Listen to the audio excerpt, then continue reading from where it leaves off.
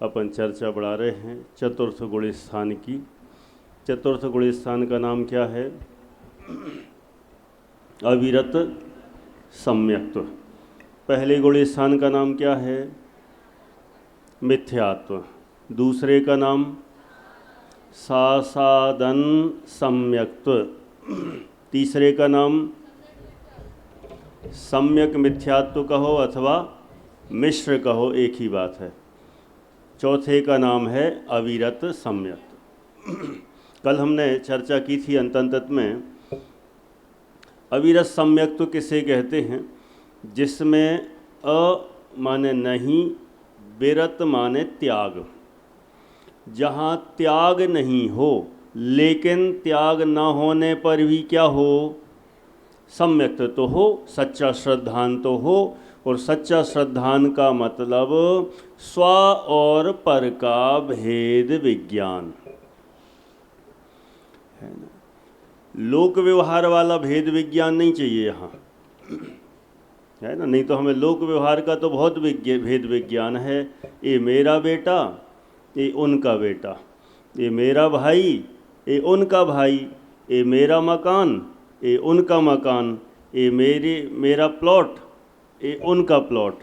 ये वाला भेद विज्ञान तो सबको है, लेकिन ये भेद विज्ञान नहीं है, ये तो भेद अज्ञान है। क्यों है भेद अज्ञान? ये मेरा घर, ये उनका घर। हमारा घर होता है क्या? है? हमारा घर कौन सा है? अपना निजात्मा ही अपना घर है, इसके अलावा अन्य कोई घर है ही नहीं। ऐसा जो अटल श्रद्धान हो उसे ही सच्चा भेद विज्ञान कहते हैं, उसे ही सम्यक दर्शन कहते हैं। ऐसी सम्यक्त्व की चर्चा अपन ने कल की थी। कल अंत तक हम पहुँचे थे कि जो सम्यक्त्व सहित हो जाता है, उस जीव को मैं किसी का भला कर सकता हूँ, किसी का बुरा कर सकता हूँ, किसी को मार सकता हूँ, किसी को बचा सकता हूँ, इस तरह की मान्यता समाप्त हो जाती है। ऐसा निर्णय हो जाता है, मैंने किसी का कुछ किया, मैं पर का करता हूँ या पर मेरा करता है, ऐसी मान्यता निकल जाती है। इस श्रद्धान में निकलती है। व्यवहार में भले ही जैसी भाषा होगी वो वैसी चलेगी, लेकिन अंदर श्रद्धान में ऐसा बैठ जाता है कि मैं किसी का कुछ नहीं कर सकता। लेकिन भाषा तो व्यवहार की चलेगी। कई बार क्या होता है, लोग भाषा तो निश्चय की बना लेते हैं। किसी से पूछें ये मिठाई किसने बनाई? अरे वो तो अपने आप उसका स्वतंत्र परिणमन है, वो परिणमन तो अपने आप हो गया। ऐसी भाषा बोलते हैं। ये मकान किसका है? अरे वो मकान तो मिट्टी का है, सीमेंट का है, पुदगल का है, ये तो मेरा है ही नहीं। तो यहाँ भाषा तो खूब मीठी मीठी बोलेंगे और अंदर में श्रद्धान क्या है? यह तो मेरा ही है, ये किसने बनाया? मैंने ही बनाया है। तो अंदर में श्रद्धान कुछ और बोल रहा है, बाहर भाषा कुछ और बोलते हैं। लेकिन ऐसा नहीं चलेगा। बाहर की भाषा तो यही होना चाहिए, मेरा मकान है। अच्छा, भरत चक्रवर्ती से पूछते कि सतखंडों का राज्य किसका है, तो क्या बोलते? अरे होगा किसी का, मेरा थोड़ी है। अच्छा, और फिर जब वो बाहुबली जी को नहीं जीत पाए थे तब वहाँ तो लड़ने को तैयार हो गए थे। बाहुबली को भी मेरे सामने सिर झुकाना पड़ेगा और उनको स्वीकार करना पड़ेगा कि मैं 6 खंड का अधिपति हूँ, राजा हूँ, मैं चक्रवर्ती हूँ, सामने झुकना पड़ेगा। माने वहाँ तो इस नौबत तक आ गए थे। लेकिन अंदर अंदर ऐसा श्रद्धान था, ये 6 खंडों का राज्य मेरा नहीं है। श्रद्धान एकदम पक्का रहता है, बाहर में व्यवहार रूप आचरण बराबर बना रहेगा, है ना। भरत चक्रवर्ती की शादियां कितनी हुई थी? 96,000। उनसे पूछते आपकी कितनी पत्नियां हैं? क्या बोलते हैं संजय जी साहब? ये मेरी तो एक भी नहीं है। अच्छा, फिर किन की हैं? क्या बोलते? वहाँ तो यही बोलना पड़ेगा ना कि 96,000 किसकी हैं? सब मेरी हैं। अच्छा, सम्यक दृष्टि ऐसा बोल सकता है? तो सम्यक दृष्टि नहीं बोलेगा तो कौन बोलेगा फिर? मिथ्या दृष्टि बोले बस। अरे सम्यक दृष्टि भी ऐसा ही कहेगा, कहना सो व्यवहार है लेकिन मानना मिथ्यात्व है। तो मानेगा नहीं, लेकिन कहने में तो यही कहेगा। तो कहना अपना व्यवहार चलता रहता है, लेकिन मान्यता में ऐसा श्रद्धान बैठ जाता है कि ये पर द्रव्य मेरे नहीं है। ऐसी मान्यता ही सच्चा श्रद्धान है, सम्यक्त्व है। इस तरह से चतुर्थ गुण स्थानवर्ती अविरत सम्यक दृष्टि कहलाता है। उसके व्रत भले ही नहीं है, नियम पूर्वक त्याग नहीं है, लेकिन सम्यक्त्व सहित है, सच्चे श्रद्धान सहित होता है ऐसा। अब उसके सम्यक्त्व जो प्रकट हुआ, आज हम चर्चा करने वाले हैं कि सम्यक दर्शन हुआ तो वह सम्यक दर्शन कितने प्रकार का है और उनमें अंतर भी जानेंगे। बहुत सूक्ष्म विषय है। कई बार तो लोगों को यही पता नहीं रहता कि सम्यक दर्शन भी कई प्रकार के होते हैं।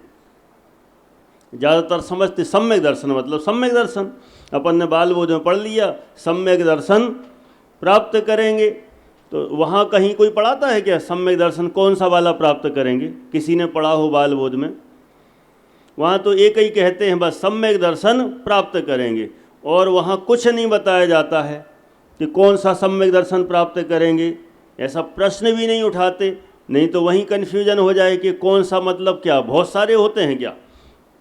एक ही तो हो नहीं पा रहा है, कितने करें हैं?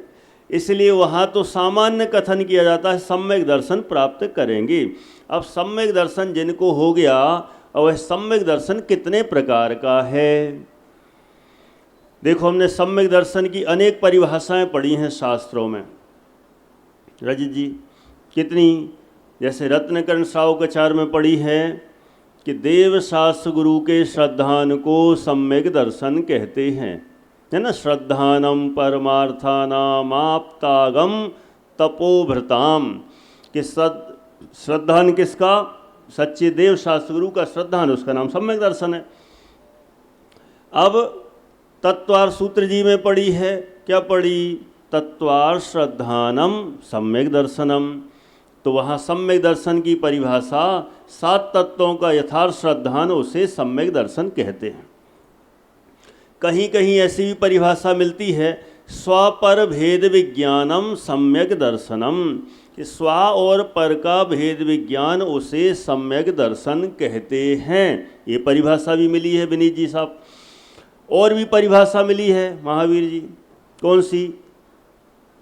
आत्मश्रद्धानम, बिल्कुल यहाँ से आवाज आई सही।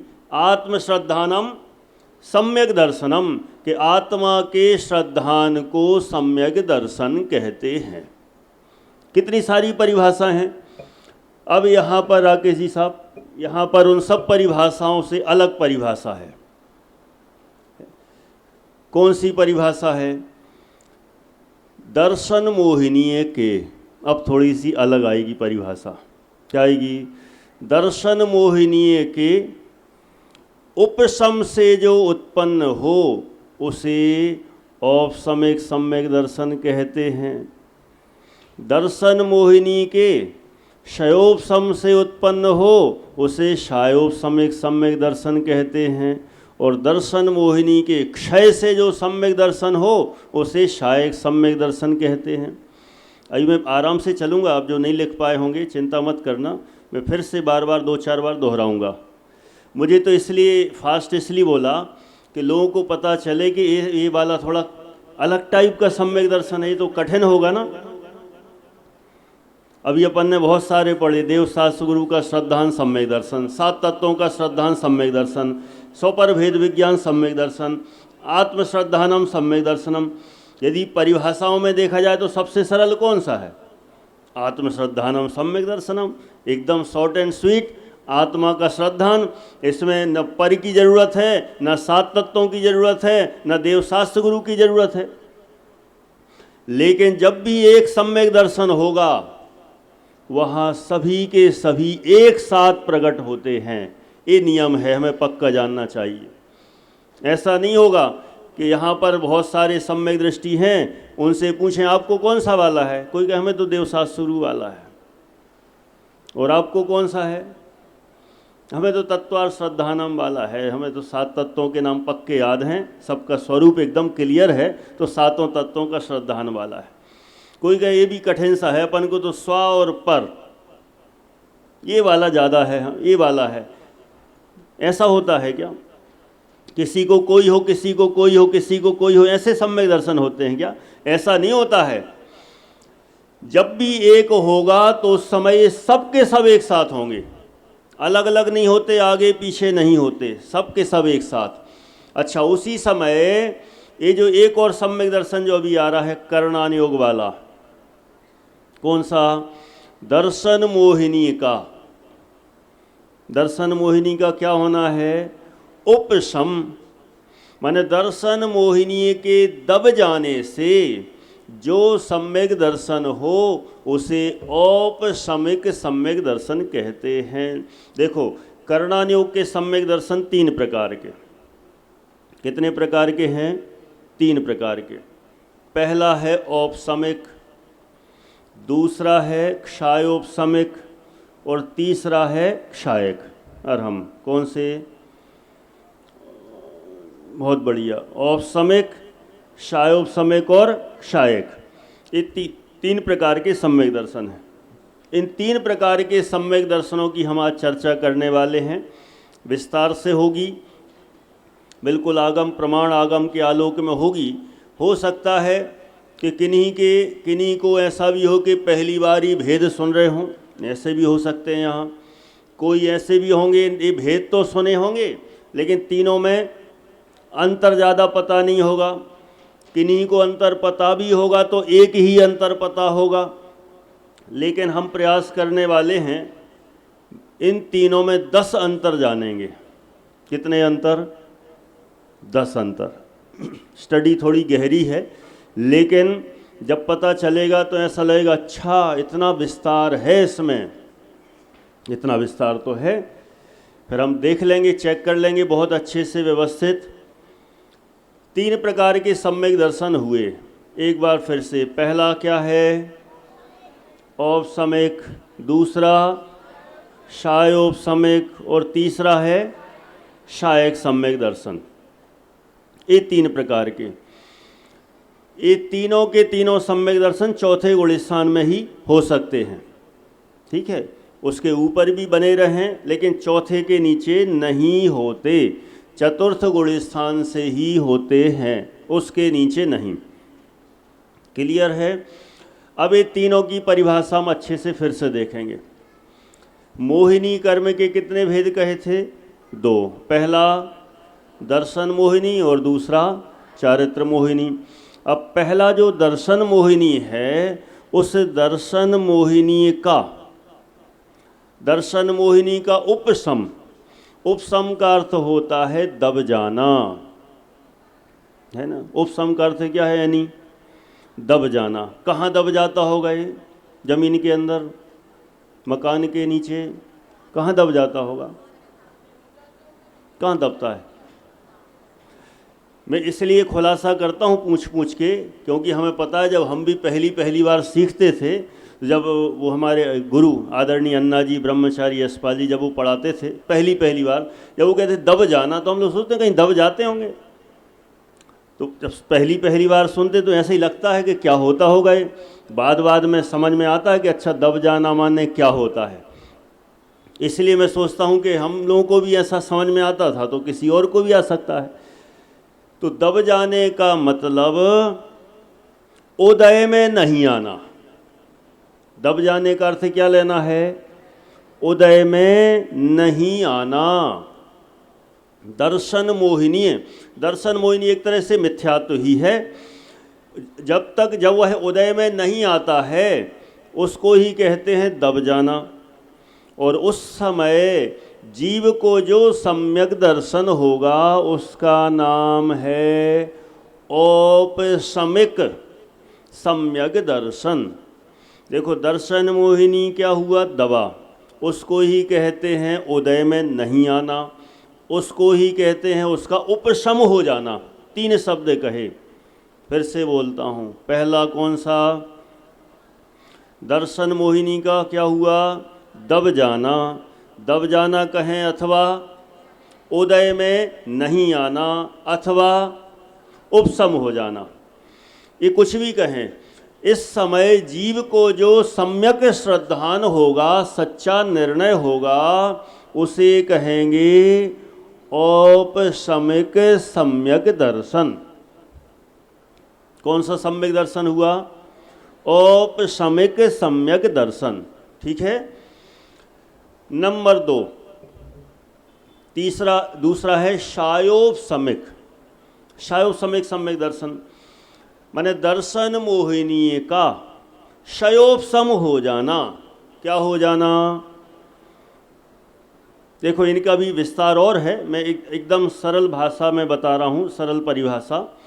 दर्शन मोहिनी का शयोपशम हो जाना, उसे कहेंगे शायोपशमिक सम्यक दर्शन। दर्शन मोहिनी का शयोपशम हो जाना, उसे कहते हैं शायोपशमिक सम्यक दर्शन। इसको थोड़ा सा समझते हैं। ये शयोपशम कैसे होता है? दर्शन मोहिनी के 3 भेद हैं। कौन कौन से 3? बढ़िया। पहला है मिथ्यात्व, दूसरा सम्यक मिथ्यात्व और तीसरा सम्यक प्रकृति। मिथ्यात्व, सम्यक मिथ्यात्व और सम्यक प्रकृति, ये 3 भेद हैं। इन 3 भेदों में से जो पहले के 2 भेद हैं, मिथ्यात्व और सम्यक मिथ्यात्व, इनका तो होता है क्षयोपशम। इन दोनों का क्या होता है? क्षयोपशम। क्षयोपशम मतलब क्षय और उपशम। क्षयोपशम मतलब क्षय और उपशम। और जो सम्यक प्रकृति है उसका होता है उदय। उसका क्या होता है? उदय। ये 3 कंडीशन बने, क्षय, उपशम और उदय, तब कहलाता है क्षयोपशमिक सम्यक दर्शन। फिर से बोलता हूँ आराम से। कौन कौन सी कंडीशन बन रही हैं? क्षय, उपशम और उदय। तो क्षय और उपशम किसका हो रहा है? मिथ्यात्व और सम्यक मिथ्यात्व का तो हो रहा है क्षय और उपशम, इन दोनों का। इनका हो रहा है क्षय और उपशम, और सम्यक प्रकृति का हो रहा है उदय। ये 3 कंडीशन जिस समय बने उस समय समझना शायोपशमिक सम्यक दर्शन है। अब फिर प्रश्न उठता है, क्षय मतलब क्या, उपशम मतलब क्या, और उदय मतलब क्या? क्षय का अर्थ ज़्यादातर सभी समझते हैं, क्षय माने नष्ट हो जाना। क्षय माने क्या होता है? नष्ट हो जाना। लेकिन हर जगह क्षय का अर्थ नष्ट हो जाना हो ऐसा नहीं है। यहाँ पर क्षय का अर्थ नष्ट नहीं हो, यहाँ पर क्षय का अर्थ है वर्तमान में उदय में नहीं आना। फिर से बोलता हूँ राकेश जी साहब, वर्तमान में उदय में नहीं आना, उसको कहेंगे क्षय, है ना? कठिन तो नहीं लग रहा आज? पक्का? आज नहीं तो ऐसा लग रहा हो कि आज तो बहुत वज्रपात सा हो रहा है, नए नए शब्द, कठिन कठिन शब्द, है ना? देखो थोड़ा थोड़ा तो ज़रूरी है। अब आपके अनुकूल वातावरण भी हो गया है, मौसम भी ठंडा हो गया है, आप लोग सब जुड़ चुके हैं, है ना? जब पहली बार बैठे होते तो हम ऐसे शब्दों का प्रयोग कम करते हैं, आराम आराम से, सरल सरल। पहले तो सबको फंसाते हैं। क्या करते हैं? फंसाना पड़ता है। शुरू में ही पहले दिन ले लेते ना, तो आधे लोग तो भाग जाते, अरे अपने बस का नहीं है, अपन तो दूसरी जगह चलो। तो पहले थोड़ा सरल सरल रहना पड़ता है। अब जब सबको समझ में आ जा रही है, यार तो मज़ा आ रहा है, अच्छा सा लग रहा है, अपन तो समझ सकते हैं, फिर थोड़ा उनके लिए फिर प्रसाद कठिन वाला मिलता है। लेकिन ये बहुत अच्छा विषय है, आराम आराम से चलेंगे, जल्दी है नहीं। और आपके पास माइक भी पहुंच जाएगा, तो आपको प्रश्न होंगे तो भी आप पूछ सकेंगे। तो ये क्षयोपशम में 3 कंडीशन हमें ध्यान रखना है। मिथ्यात्व और सम्यक मिथ्यात्व का तो है क्षय। क्षय का मतलब क्या लेना है? वर्तमान में उदय में नहीं आना। और दूसरा क्या है? उपशम। उपशम, उपशम मतलब भविष्य में भी दबे रहना, भविष्य में भी उदय में नहीं आना, उसका नाम है उपशम। तो ये हो गया क्षयोपशम। ठीक है, कूलर वालों को समझ में आ रहा है पक्का? और फव्वारे वालों को है? पीछे तक बराबर है ना? आवाज़ तो क्लियर पहुंचती होगी। बहुत अच्छे आराम से आप बिल्कुल स्टेप बाय स्टेप बढ़ना। फिर से बोलता हूं एक बार, 2 प्रकृतियां कौन कौन सी? मिथ्यात्व और सम्यक मिथ्यात्व। इन दोनों का क्या है? क्षय और उपशम। वर्तमान में उदय में नहीं आना क्षय, नीतीश भाई, और भविष्य में भी उदय में नहीं आना, उसका नाम उपशम। तो ये हो गया क्षयोपशम। माने ये मिथ्यात्व और सम्यक मिथ्यात्व उदय में नहीं आएंगे, सीधा है ना, वर्तमान में ना भविष्य में। ये हो गया क्षयोपशम। और तीसरी कंडीशन उदय। किसका उदय? सम्यक प्रकृति का वर्तमान में उदय होना। ये 3 कंडीशन जहाँ हो वहाँ समझना कौन सा सम्यक दर्शन हो गया? क्षयोपशम, है ना। तो अपन सामान्य रूप से शॉर्ट में कह देते हैं दर्शन मोहिनी के क्षयोपशम को क्षयोपशम एक सम्यक दर्शन कहते हैं, लेकिन क्षयोपशम मतलब ये कंडीशन वहाँ पर लगाना पड़ेंगे। और तीसरा सम्यक दर्शन कौन सा है? शायक। शायक किसे कहेंगे? बहुत बढ़िया, किसे कहेंगे शायक सम्यक दर्शन? दर्शन मोहिनी के क्षय को। देखो होने को तो उसमें अनंतानुबंधी भी सब जगह है ही, मैं अनंतानुबंधी नहीं बोल रहा हूँ अभी। अनंतानुबंधी तो दर्शन मोहिनी के साथ ही लगा लेना सब जगह। अभी मोटे मोटे रूप में दर्शन मोहिनी के क्षय होने को शायक सम्यक दर्शन कहते हैं। यहाँ पर क्षय का मतलब है नष्ट हो जाना। क्षयोपशम वाले में क्षय का मतलब था उदय में नहीं आना, और यहाँ शायक सम्यक दर्शन में क्षय का मतलब है नष्ट हो जाना। इसे कहते हैं शायक सम्यक दर्शन। इस तरह से सम्यक दर्शन हुए 3 प्रकार के।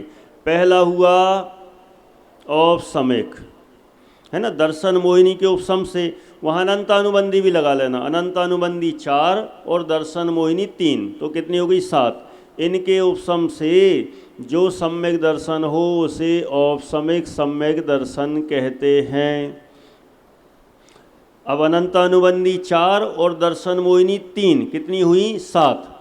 तो इनमें अनंतानुबंधी 4 और दर्शन मोहिनी की 2, ऐसी 6 का क्या होगा? क्षयोपशम, और सम्यक प्रकृति का होगा उदय। तो क्षयोपशमिक सम्यक दर्शन और शायक सम्यक दर्शन में 7 प्रकृतियों के क्षय को शायक सम्यक दर्शन कहते हैं। ये 3 प्रकार के सम्यक दर्शन हुए। ठीक है, कहीं कोई कठिन तो नहीं? क्योंकि अब इनमें 10 अंतर जानना है हमें। अभी तो सर परिभाषा हुई है, 10 अंतर जानेंगे, उससे हमें 10 में से यदि 2-5 भी याद रह गए, वैसे तो 10 ही याद करना चाहिए, और लेकिन इतने भी याद हो गए तो बहुत पक्का हो जाएगा, बहुत विषय एकदम स्पष्ट हो जाएगा। तीनों में अंतर अपन प्रारंभ कर रहे हैं। पहला नंबर का अंतर, इन 3 सम्यक दर्शनों में पहला अंतर सबसे सरल है। क्या सरल है? इन तीनों में जीव को सबसे पहले औपसमिक सम्यक दर्शन होता है। जब भी कभी भी किसी को होगा तो कौन सा होगा? औपसमिक। दूसरे नंबर पर होता है शायोपसमिक सम्यक दर्शन। पहले औपसमिक होता है, फिर शायोपसमिक होता है, और फिर तीसरे नंबर पर शायक सम्यक दर्शन होता है। अच्छा, मैं आप लोगों से छोटा सा प्रश्न पूछता हूँ। मोक्ष जाना है, सबको जाना है ना, तो अच्छा बताओ कौन सा सम्यक दर्शन हो जाए तो ज़्यादा फायदा है? ज़्यादातर आवाज़ आ रही शायक की, कौन सा हो जाए? शायक। तीनों होंगे? ये बच्चे तो बोल रहे तीनों, आप लोग बोल रहे शायक, क्या करें?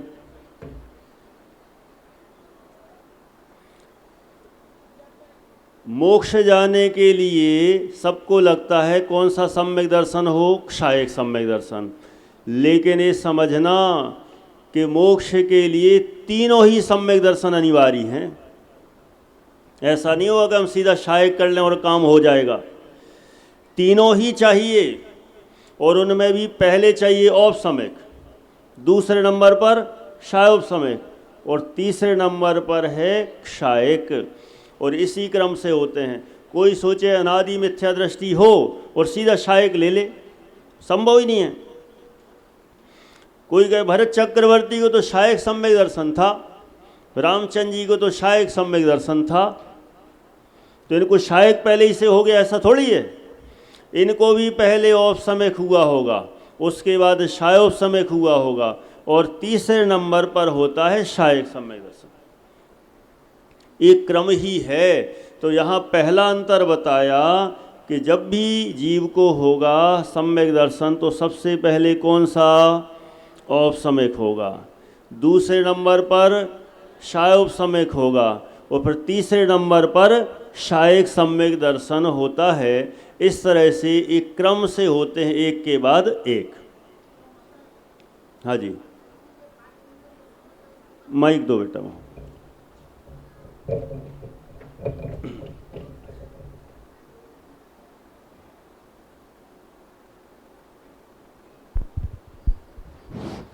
केवली के पाद मूल में तो केवल छायक समय दर्शन ही होता है। तो फिर दो ये औपसम्यक शायोपसम्यक फिर कैसे हो रहे वहाँ बोलते हैं? बहुत बढ़िया आपका प्रश्न है। शायक सम्यक दर्शन तो केवली भगवान के पादमूल में होता है ना। केवली भगवान का हो, श्रुत केवली का हो, उनके पादमूल में होता है। अरे औपसम्यक शायोपसम्यक का क्या होगा? आपने सुना होगा राजा शरणिक को कौन सा सम्यक दर्शन हुआ था? शायक सम्यक दर्शन। तो वहाँ पर उनको केवली का पादमूल मिला था, शायक सम्यक दर्शन हो गया। और ये दो इनका क्या होगा, कब होंगे? ये कहीं पर भी कैसे भी हो सकते हैं। चारों गतियों के जीवों को जहाँ चाहे, नरकों में भी हो जाए, तिर्यंचों को हो जाए, कहीं को भी किसी भी परिस्थिति में संगी पंचेंद्री होना चाहिए। उसको औपसम्यक हो सकता है, शायोपसम्यक हो सकता है, लेकिन शायक सम्यक दर्शन की कंडीशन बराबर बताई, केवली अथवा श्रुत केवली के पादमूल में होता है। ये बराबर है। इसमें कुछ और है आपका प्रश्न? यही प्रश्न था हमारा। दो नहीं, दो का आवाज है था वहाँ, ये हमारा ये मतलब था। हाँ, नहीं तो दो तो कहीं और पहले हो ही गए होंगे। हाँ, फिर ये तीसरा यहाँ होगा जो पहले हो चुके होंगे। हाँ बिल्कुल, पीछे प्रश्न है।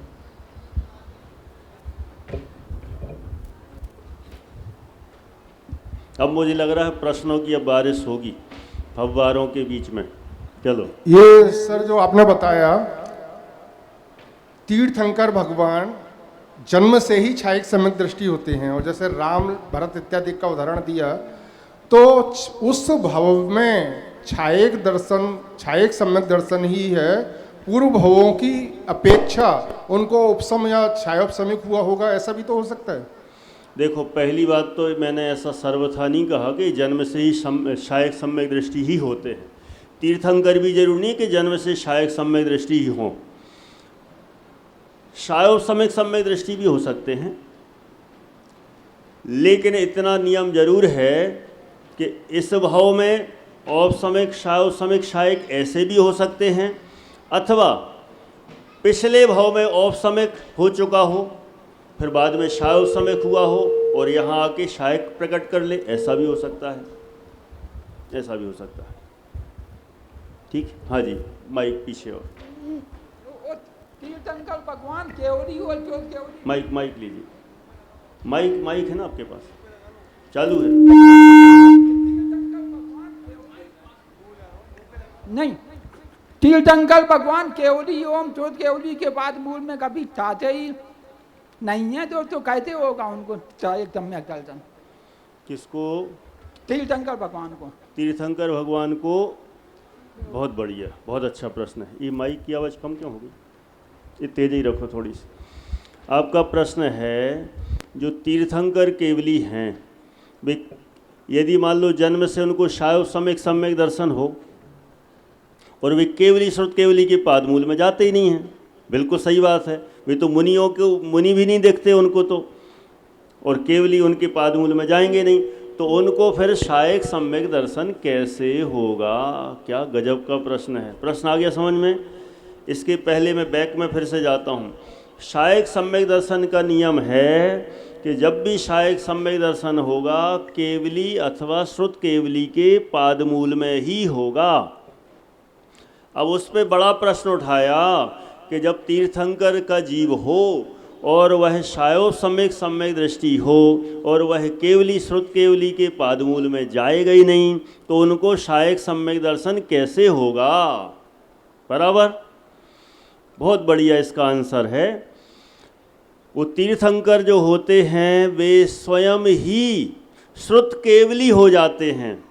दीक्षा लेने के बाद वे स्वयं ही श्रुत केवली हो गए। जब स्वयं श्रुत केवली हो गए तो दूसरे श्रुत केवली की उनको आवश्यकता नहीं है, वे स्वयं ही शायक सम्यक दर्शन कर लेते हैं।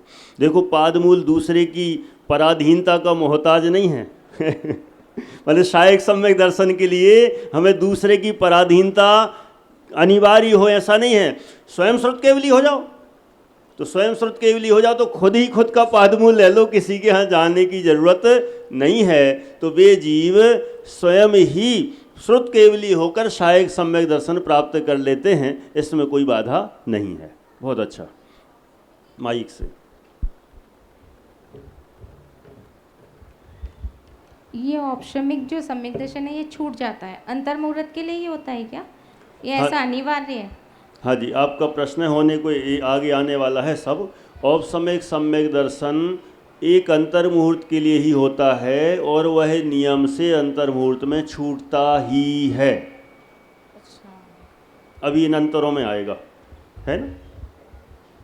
आपका प्रश्न है। अच्छा, ये जो सब प्रश्न पूछ रहे हैं आप लोगों को दिक्कत तो नहीं है ना? पक्का? नहीं तो कई लोग कहते हैं आप संकय समाधान में लगे रहते हो, हमारा तो कुछ होता ही नहीं। ऐसा नहीं। देखो, एक पूरी कक्षा चले और किसी एक का समाधान हो जाए एक प्रश्न का, तो वो जो आनंद आता है वो अलग ही आता है। तो बीच बीच में थोड़ी चर्चा भी हो जाएगी और फिर बाद में, और एक प्रश्न पूछते हैं और बहुत लोगों को लाभ होता है, तो थोड़ी सी चर्चा बीच में हो जाएगी, फिर अपन विषय फिर आगे बढ़ाते जाएंगे। नरक में सम्यक दर्शन कैसे होता है? इनका प्रश्न नरक में सम्यक दर्शन कैसे होता है? नहीं, नरक में भी हो जाता है ना? चलो, हाँ। हमने सुना है कि औपसमिक सम्यक दर्शन का सूचना आवश्यक नहीं है, अंतर्मुहूर्त में वो सम्यक दर्शन में अपने आप कन्फर्ट हो जाता है। बहुत बढ़िया, अच्छा सुना है आपने। प्रश्न आया आपको समझ में? आपका कहना है हमने ऐसा सुना है, प्रश्न भी बहुत अच्छे गहरे गहरे हैं। आपने कहा कि आपने सुना है औपसम्यक सम्यक दर्शन का छूटना जरूरी नहीं है, वह तो औपसम्यक शायव सम्यक में कन्वर्ट हो जाएगा ऑटोमेटिक। ऐसा भी होगा, ऐसा भी हो सकता है, लेकिन वहाँ औपसम्यक तो छूट ही गया ना। औपसम्यक से शायव सम्यक में बदला तो औपसम्यक तो छूट ही गया। छूटने का मतलब मैं नहीं कह रहा हूँ कि मिथ्या दृष्टि हो ही जाएगा। औपसम्यक तो नियम से छूटेगा, अब वह या तो मिथ्यात्व में भी आ जाए या शायव सम्यक में बदल जाए, लेकिन छूटेगा जरूर। ठीक है, आपका प्रश्न है। हाँ, तीर्थंकर जब जन्म से 3 ज्ञान के धारी होते हैं तो छायक सम्यक दर्शन के बिना क्या अवध ज्ञान हो सकता है? हाँ जी, बहुत बढ़िया प्रश्न है आपका। प्रश्न है, तीर्थंकर का जीव जन्म से 3 ज्ञान के धारी होते हैं, तो क्या 3 ज्ञान के धारी ऐसे जो जीव हैं और उनको शायक सम्यक दर्शन नहीं है, तो शायक सम्यक दर्शन के बिना भी 3 ज्ञान के धारी हो सकते हैं क्या? माने अवधि ज्ञान भी उनको हो सकता है क्या? बिल्कुल हो सकता है, कहीं कोई बाधा नहीं है। शायक सम्यक्त्व के बिना भी शायव सम्यक सम्यक दृष्टियों को भी 3 ज्ञान हो सकते हैं। अभी एक प्रश्न आया था कि मूल गुणों 8 मूल गुणों के पालन के बिना तो सम्यक दर्शन होता नहीं, ऐसा मैंने सुना है। तो एलोपैथी में मांस मध्य मधु का अप्रत्यक्ष रूप से सेवन होता है, तो क्या एलोपैथी लेते हुए सम्यक दर्शन हो सकता है क्या? ये बहुत कठिन प्रश्न पूछ लिया है। अभी सबको समस्या खड़ी हो जाएगी इस समाधान से, है ना? जरूरी है समाधान। चलो सुन लो तो फिर। देखो, सम्यक दर्शन की पात्रता के लिए मध्य मांस मधु का सेवन, इसका त्याग अनिवार्य कहा है। बराबर? माने 8 मूल गुणों का पालन होगा तो 5 औदुंबर फल का त्याग और 3 मकार मध्य मांस मधु का त्याग, इनका भी त्याग हो तभी सम्यक दर्शन की पात्रता उत्पन्न होती है। अभी इनका प्रश्न है कि यदि जो एलोपैथिक दवाइयाँ लेते हैं तो उन दवाइयों में भी यदि, देखो हमने कई लोग तो डॉक्टर लोग ऐसा ही बताते हैं हर दवाई में वो चीज़ नहीं होती है, अधिकतम में होती, किसी में नहीं भी होती है। तो जिनमें होता हो, जिनमें मिला हुआ हो और उस रूप में यदि उसका ग्रहण हो तो फिर वह सम्यक दर्शन की पात्रता नहीं रखेगा। ठीक? हाँ, बस आपका प्रश्न। अच्छा, महावीर भगवान के जीव को शेर की पर्याय में जब हुआ था और वो तो हिरण का भक्षण कर रहे थे, तो कैसे हो गया? बहुत बढ़िया, बहुत अच्छा प्रश्न। देखो चर्चा होती है तो भी समाधान, बहुत अच्छे अच्छे प्रश्न भी आते हैं और सबके लिए लाभ होता है। जब ये प्रश्न आया कि मध्य मांस मधु का सेवन जो करे तो सम्यक दर्शन का पात्र नहीं है, तो वहाँ शेर की, महावीर का जीव शेर की पर्याय में था, तब वो तो हिरण को मारकर उसका सेवन कर रहा था, फिर तो वो पात्र ही नहीं हुआ ना, उसको सम्यक दर्शन कैसे हुआ? बिल्कुल सही बात है। जब उसने हिरण को पकड़ा होगा, मारा होगा, खाने को तैयार भी होगा, हो सकता है खा भी लिया हो, कहानी में तो पूरा मिलता नहीं है, लेकिन जब मुनिराज, चारण रिद्धिधारी 2 मुनिराज वहाँ पर आए, उन्होंने उसको उपदेश दिया कि सबसे पहले तो एक, अरे हे भव्य जीव, तू कहाँ ये सब काम कर रहा है, तू तो 24वां तीर्थंकर बनने वाला है। जैसा ही उसने जाना और ऐसा जानते ही उसको जहाँ थोड़ा और उपदेश दिया, उपदेश देते ही मध्य मांस मधु वो सबका उसका त्याग हो गया। और त्याग हो जाने के बाद फिर जब उसने और सुना तो सुनते ही उसको भेद विज्ञान होकर सम्यक दर्शन हो गया। अब ये मत पूछना कि उनने कुल्ला किया था कि नहीं किया था। छोटे दादा सुनाते थे खूब कि वहाँ अभी मत, नहीं तो ये तो बड़ी समस्या खड़ी हो जाएगी। अब वो कुल्ला करने कहाँ जाएगा? अब वहाँ वो ज़रूरत नहीं है, अपन को कुल्ला करना पड़ेगा, लेकिन उसको ज़रूरत नहीं है ना? चलिए, बहुत बढ़िया। क्या तीनों सम्यक दर्शन एक साथ हो सकते हैं? बहुत बढ़िया प्रश्न है आपका। क्या तीनों सम्यक दर्शन किसी एक जीव को एक साथ हो सकते हैं क्या? उत्तर है, एक साथ कभी नहीं हो सकते। एट ए टाइम, एक समय में 3 में से कोई एक ही होता है, 3 एक साथ नहीं होते। अगर जैसे कोई तीर्थंकर के पाद मूल में है, हाँ, और मिथ्या दृष्टि गया है, ठीक है, तो उसको तो तीनों एक साथ कितने अंतराल की बात हो सकती हैं? अगर हो जैसे पहले औपसमिक, फिर छायक समय पे छायक, इसमें कितना अंतराल पड़ेगा तीनों हो जाए? बहुत बढ़िया। देखो ये भी, देखो प्रश्न तो ऐसे गजब गजब के हैं। आप लोग अच्छे ध्यान से सुनेंगे तो ऐसा लगता है कि आप ही के प्रश्न और फिर उत्तरों में, चर्चा में इतना गहरा विषय मिल जाएगा कि लगेगा कि वास्तव में बहुत गजब का है। प्रश्न है कि ये बात पक्की हो गई कि शायक सम्यक दर्शन तीर्थंकर श्रुत केवली के अथवा श्रुत केवली के पादमूल में होगा। कोई जीव मान लो वहाँ गया और मिथ्या दृष्टि है तो डायरेक्ट शायक तो करेगा नहीं, भले वो उनका सानिध्य मिल गया श्रुत केवली, केवली भगवान का भी, तो क्या होगा फिर? पहले औपसमिक करेगा, फिर शायोपसमिक, फिर शायक। तो तीनों में कितना अंतराल रहेगा? टाइम पीरियड कितना? मिनिमम औपसमिक सम्यक दर्शन में लगता है अंतर्मुहूर्त, और अंतर्मुहूर्त के बाद अगला सम्यक दर्शन होगा तो हो जाएगा अंतर्मुहूर्त में, फिर उसके बाद फिर शायक सम्यक दर्शन होने के लिए फिर अंतर्मुहूर्त। तो इतनी सी देर में ही तीनों सम्यक दर्शन होकर माने शायक सम्यक दर्शन भी प्रकट कर सकता है। ठीक है, चलो आगे बढ़ें, समय तो नहीं हो गया? ऐसे ही है, शंका समाधान में पता नहीं चलता है। और देखो बहुत बेसब्री से इंतज़ार चल रहा है कि आज ऐसा ना हो भूल ही जाएं। मैं भूल गया था वैसे ही, है ना, कि भक्ति का अभी ध्यान आया और टाइम देखा तो 7:30 से ऊपर हो गए। सही में कक्षा तो 1.5 घंटे की चलना चाहिए, है ना, लेकिन समय जो व्यवस्था है वो व्यवस्था जैसी है सो वैसे ही है। माने इसमें तो जितना अधिक समय मिले उतने में ही काम हो सकता है। चलिए तो अपन अभी यहाँ पर पूरा करेंगे, लेकिन ये तीनों सम्यक दर्शन की चर्चा अपनी बराबर चलेगी कल और कंटिन्यू।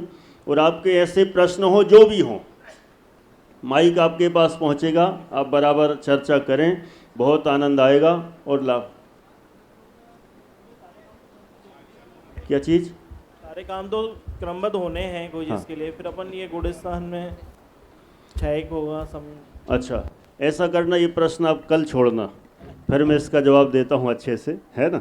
अभी फिर क्या बोलूँगा तो लंबा विषय खिंच जाएगा और वहाँ समय उसमें से कटेगा, तो हम नहीं चाहते अनावश्यक कटे। चलिए यहाँ पूरा कर रहे हैं। ये जो 1-2 जो बच्चे बैठे हैं, ये हैं अरहम है और ये लोग इसलिए भी आके बैठते हैं कि जो हमने वो बताया था ना कि 14 गुणस्थान कैसे उत्पन्न होते हैं, इन लोगों को सब याद है।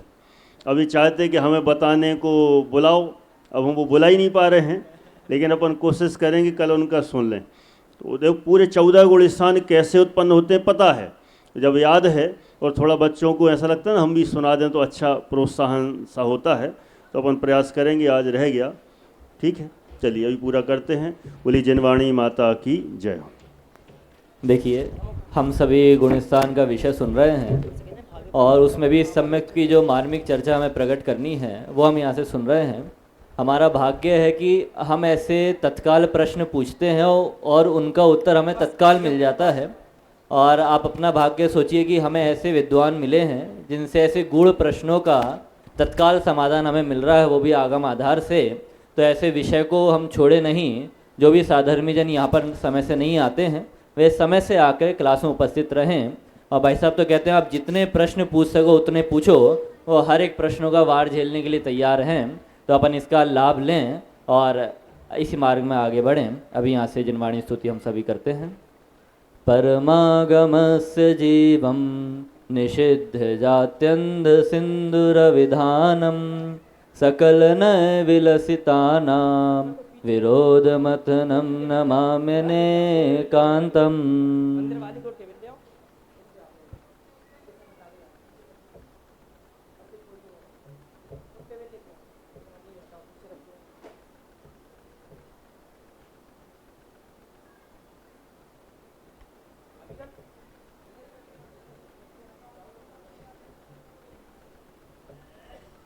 हेलो हेलो,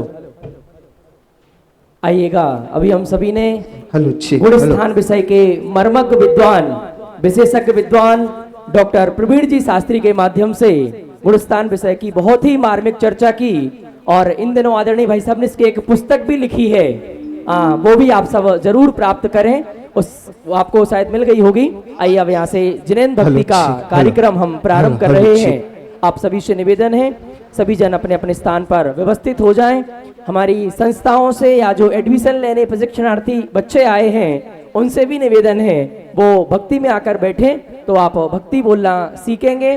फिर आपको जो भक्ति लेने का मौका मिलेगा, जब आप बैठेंगे तो आपको मौका मिलेगा। आप भक्ति सुनेंगे ही नहीं और फिर आपको सीधा बोलना चाहेंगे तो मौका नहीं मिलेगा। आइए जिनेंद्र भक्ति यहाँ से प्रारंभ कर रहे हैं। ये जिनेंद्र अर्चना पुस्तक यहाँ पर रखी हुई है, मेरा निवेदन है आप ले लीजिएगा।